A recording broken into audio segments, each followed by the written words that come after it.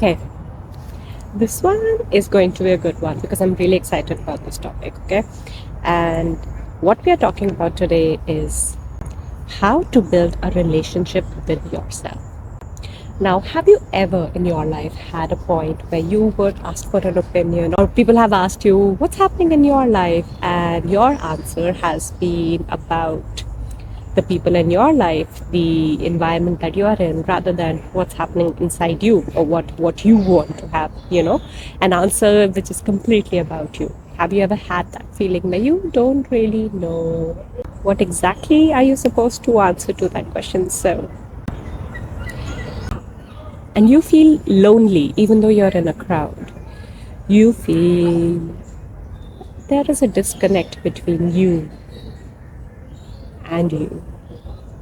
Like you're too full of what others want you to be without even knowing that that's the case. And you're suddenly realizing maybe that's not how you want to be. Maybe you want to know who you are, what you want, what you need, what are your desires.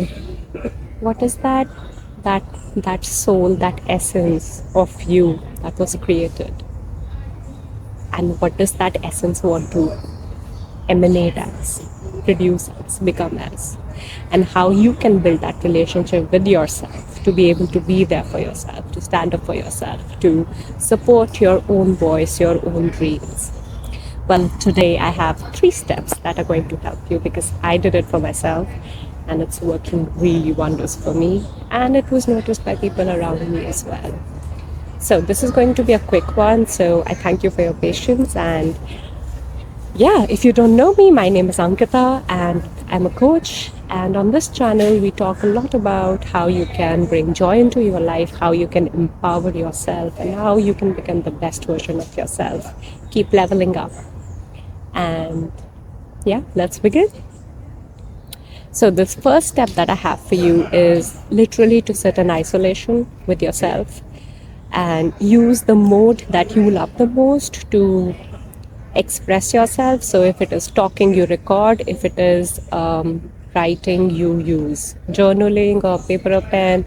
If it's art, you do that. But you find the best way that you express yourself, and then you just write everything that comes out of you when I ask you this question: who am I?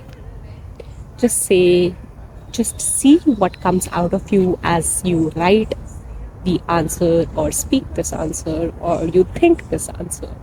Now, this is going to be an internal process as you ask yourself this question: who am I? It's an existential question, it's a spiritual question. Depending on where you are in your journey, a lot of answers can come out, but it also can be very confusing. So it could be so many things that come out that you don't relate to. The idea of this question is to just find some words that your current being is resonating with, which are yours, which are not put in by society or by your family or your loved ones or something. And it could just be that the first time that you do this exercise, something that comes out of you is what is filled in you or what has entered you via others rather than just by yourself. But that's also important if it's resonating and sticking to you that way. So, like, don't discard it, keep it, but delve deeper. And the easiest way for you to know if it is yours or others is just tap into it, the thing that is coming in, and see, just ask that thing, are you mine or not? And you'll know an answer. And if you don't, just keep it anyways. If it's not a no, keep it for now, is as you're starting the process. But eventually you'll have that feeling within you that will help you identify what is yours versus what is not yours. Make a list of it, verbally or written, or how you want it to be. And then step number 2 is that you just start acting on those things a little bit at a time, not too much.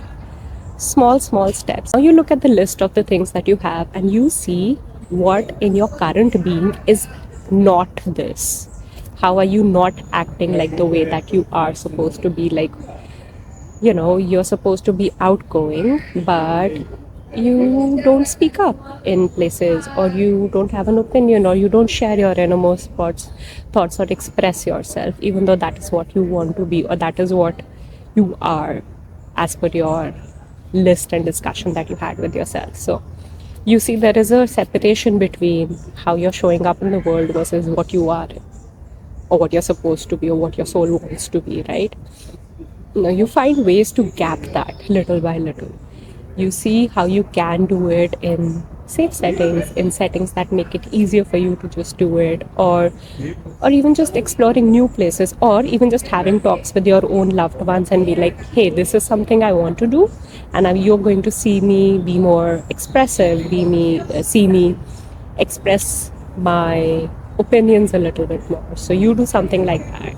That's one example. It could be also you see, when you ask yourself the question, who am I, and it comes across as I am an artist, but you don't make time for art or creativity in your life every day. So you carve out 5 minutes to create something every day. And creating doesn't really have to be like colors, pencils, or something, or like you're sitting down and writing poems or something like that. It could be, if you're making food, that's also a creation. So recognizing how in your current life you're already doing it, but also elements of intentionally doing it every day. So basically, we are filling the gap between that separation between how you're showing up right now versus how your soul wants to be, who you are. And you're building that relationship between yourself in this way, because you are listening to what answers came from within you, rather than discarding that input that you received. So it's important for you to listen to yourself and then act on it. It's not enough to just listen and then not act on it, because that's in some ways even worse, because you're like, oh, I heard you, but that's not important enough, so I'll do nothing about it. So that's another thing that's important there, right? So building that relationship with yourself requires you to take action, just like anything else. So you get the clarity of what it needs to be, then you're going to take action around how you can do it. And then the third thing is more about a maintenance thing, because keep going back and asking yourself what those things is. Keep checking in frequently. I would say weekly when you begin, and maybe monthly after a bit, when you just go in and check in with yourself and see how your relationship with yourself is going, and what did you do which made a difference compared to how it was before, and how that's sitting with you. So make time to have those conversations with yourself, reflect upon what you had before and now, and also stand up for yourself, because this new you requires you to speak up. And if you don't have the skills to be able to do that, start acquiring those skills, right? Because listening to yourself, acting for yourself, is going to create a change that the world is not used to. And just have some grace for people around you, because for however long you've been alive, you've not been that way that you're going to be now. So giving them some heads up where possible, or explaining after the fact, might be a good place to be. But don't let anybody walk all over you or anything. Stand up for yourself, speak up for yourself, and stay true to what you need to be, how you need to be. Don't let yourself be lost again. And in this way, you can build this deep relationship with yourself. And honestly, once you have this relationship with yourself, it really helps you take care of anything in the world, because you have you. It helps you build that self-trust, that moment of doubt, of knowing if you can or cannot do it. And the cannot do it just means that you need support in certain kinds of ways. So that awareness is going to help you show up as your best version in this world. So there you go. Those are my 3 tips for you to be able to build a better relationship with yourself. And I hope that helps you. Let me know in the comments below what you think you're going to be working on for yourself, or how this process would work for you. And this channel is definitely going to blow up. So if you want to take the advantage of being one of the early ones, the OGs who've been there from the start, do drop a comment below there as well and say OG or something like that, and click the subscribe button and the bell notification, so the algorithm YouTube lets you know when I upload next. Awesome. With that, bye bye.